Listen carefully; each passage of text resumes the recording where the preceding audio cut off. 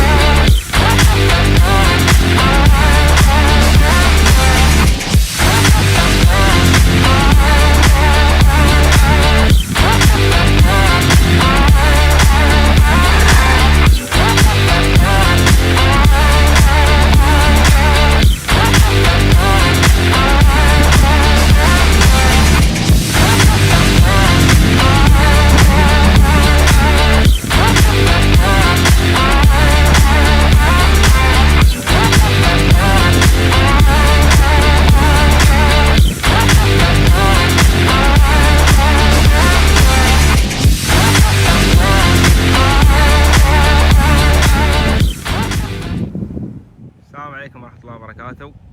طبعا اليوم بنرد على أسئلتكم بخصوص التعديلات والإضافات اللي على السيارة، وبنشرح كل شيء بالتفصيل. في البداية بنتكلم عن الإضافات اللي أخذناها من الوكالة. طبعا السيارة ما تطلع بهذا المطار من الوكالة، تطلع مطار آخر.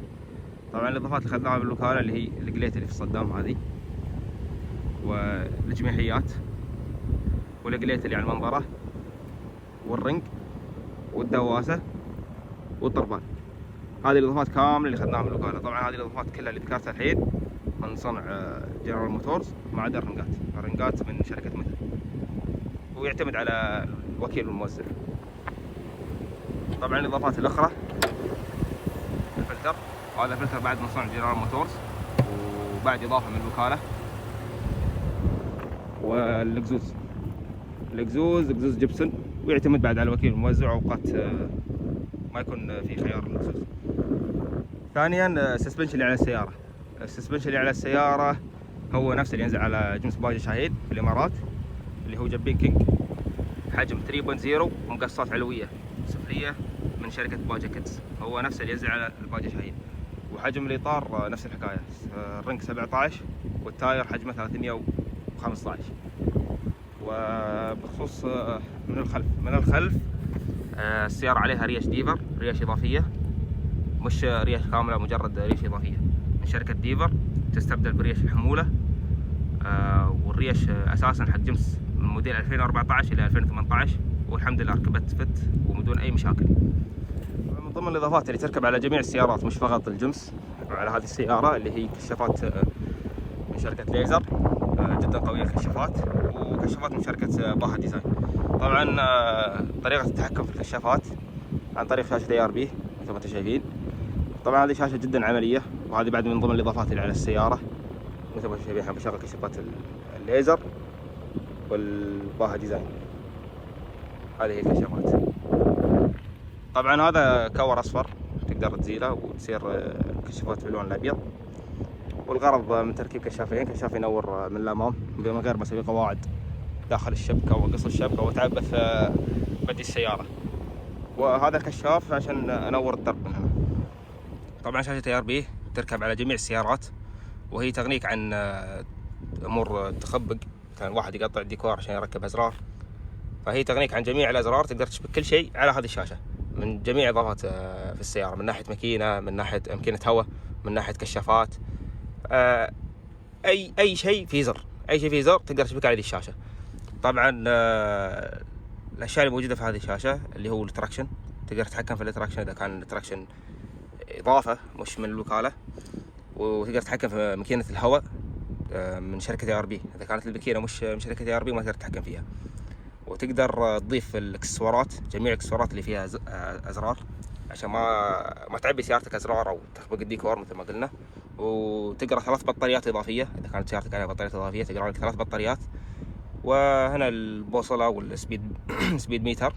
وهذا حق بومبات النفخ. بومبات النفخ أهلها يعرفونها، سواء كان بومب نفخ حق تصحيح ارتفاع السيارة وقت الحمولة أو بومب نفخ حق التغاريز. طبعا مثل ما انتم شايفين تقدرون تشبكون 6 اكسسوارات على الشاشة. أنا حاليا شابك اللي هو الكشافين. وهنا تقرأ لك البطاريات. أنا عندي بطارية واحدة إضافية وهذه البطارية اللي على السيارة، وأقدر أضيف بطارية زيادة وتقرأها لي. ما عندي لكن هي ما تغنيك عن قارئ البطاريات الأصلي، لأن هي ما تقرأ لك كل شيء بالتفصيل. فعشان كذا ما نزلت قارئ البطارية الأصلي وركزت عن طريق الاثنين. الحمد لله لحد الآن ما اضطريت إني أخبق الديكور. تفضل. الحين بنتكلم عن الأشياء اللي موجودة داخل صندوق السيارة.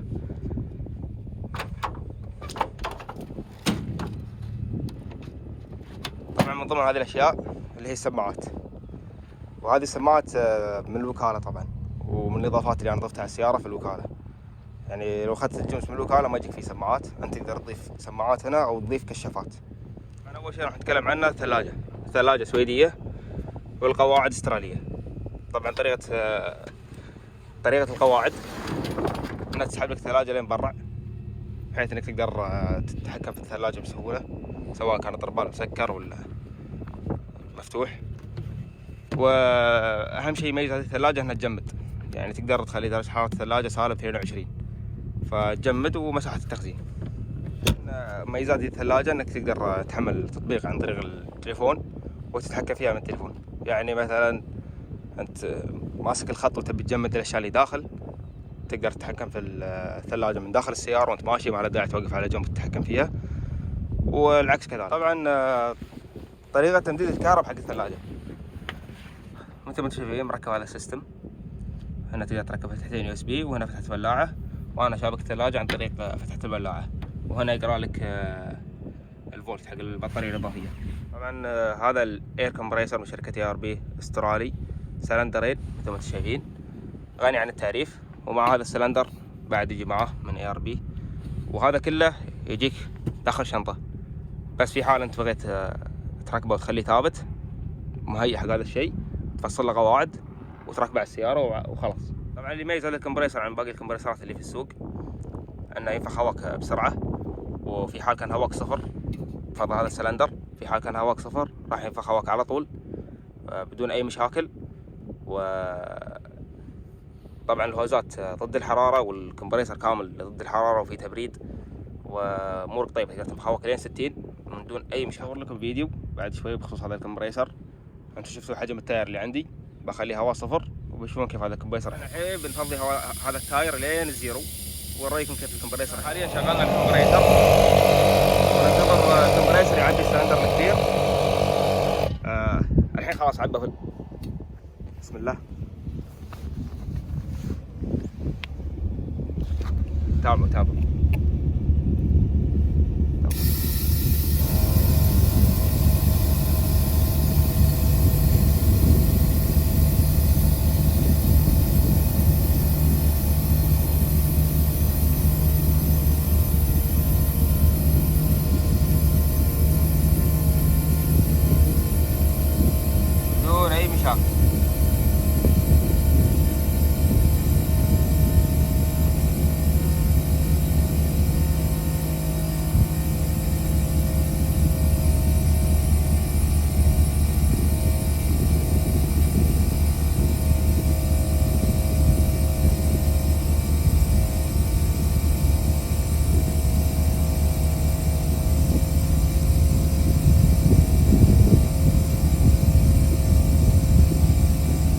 القواعد ما عندك مشكلة تطامر فيه، وما عندك مشكلة تروح في أي مكان ومع الدنف.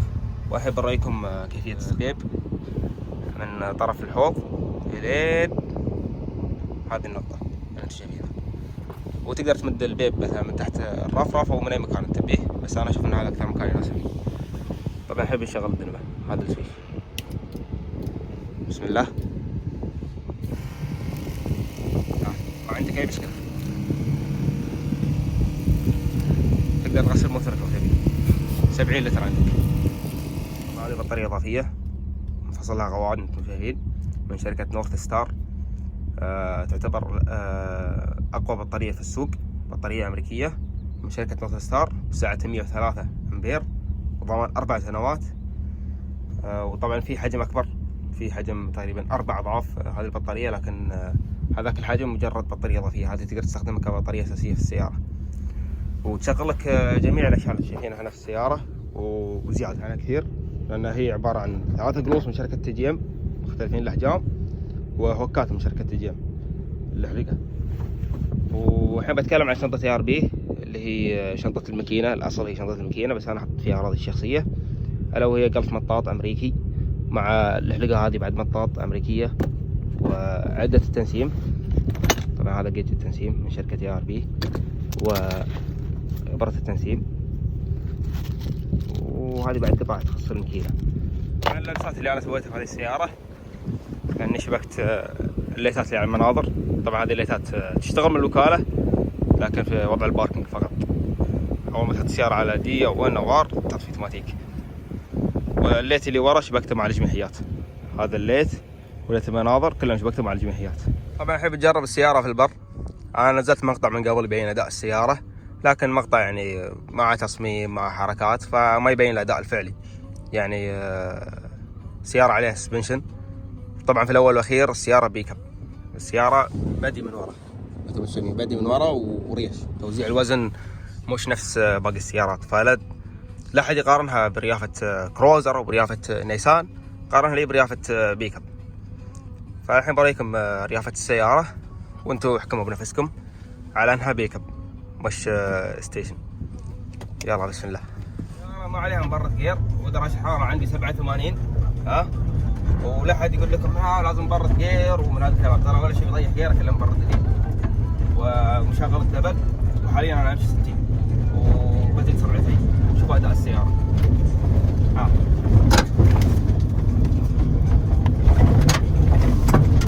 حاليا سرعة السيارة 100.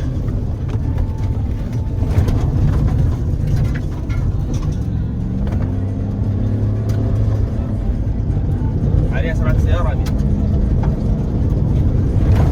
ما عندك مشكلة تقنص فيها. حد يقول لك جمس على اساس ما عندك مشكلة تقنص. صحيح ان الموتور واعر شوي، لكن ما يرف وثابت مع المضامر مع التطيرات الموتور يطير امور طيبه. يعني في تطيرات اشوفها اريح من السيارات الثانيه. جربت عليه مقصات وقبليات طبعا اشياء اضافيه.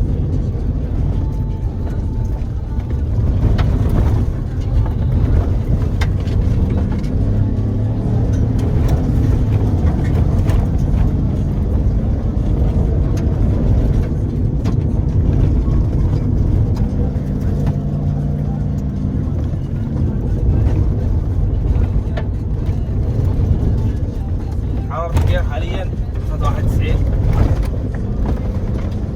وانا قاعد امشي من 90 الى 100. انا الطريق مكسر.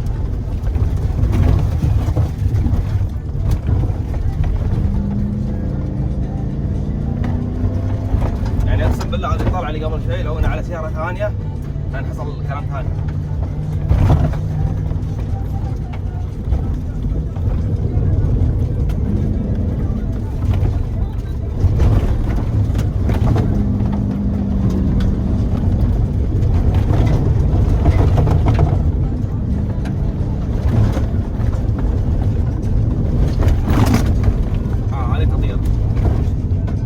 ساقية قدام ساقية وانا واحد هنا بس الموتور ما بيوصل. وهذا اداء السيارة مثل ما تشوفون. درجة حرارة الجير 93 وحرارة الماكينة طبيعية. لا حد يقول لك الجنس يشكي من حرارة ولا يشكي من اي كلام. الجنس ما يعيبه شيء الله عليه.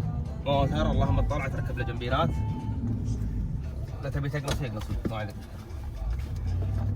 والاول والاخير هذه السيارة جيمس 84 سيارة خالية من العيوب تماما. هي مجرد 10,000 ريال 15,000 تزيدها على سعر السيارة وانت مركب لك جنبينات مقصات وخالي من العيوب تماما. الموتور توزيع الوزن فيه ممتاز كبيك اب وخالي من العيوب وان شاء الله نستفدت من هذا المقطع، وان شاء الله ان شاء الله جاوبت على جميع اسئلتكم، واي اسئله زياده او استفسارات زياده تحصلون انستغرام اسفل الشاشه، تواصلوا معي في الخاص او في الكومنت.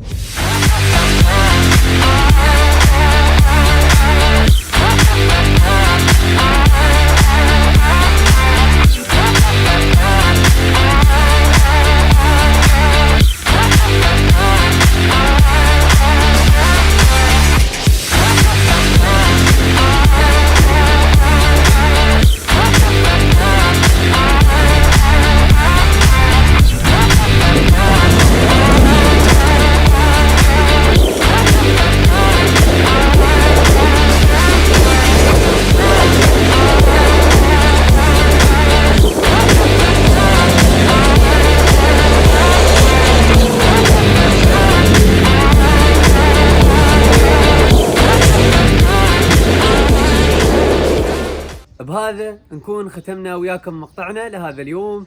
إذا عندكم أي أسئلة، أي استفسارات، تعليقات، اعطونا رأيكم في المقطع تحت في التعليقات. الله يحفظكم، والسلام عليكم ورحمة الله وبركاته.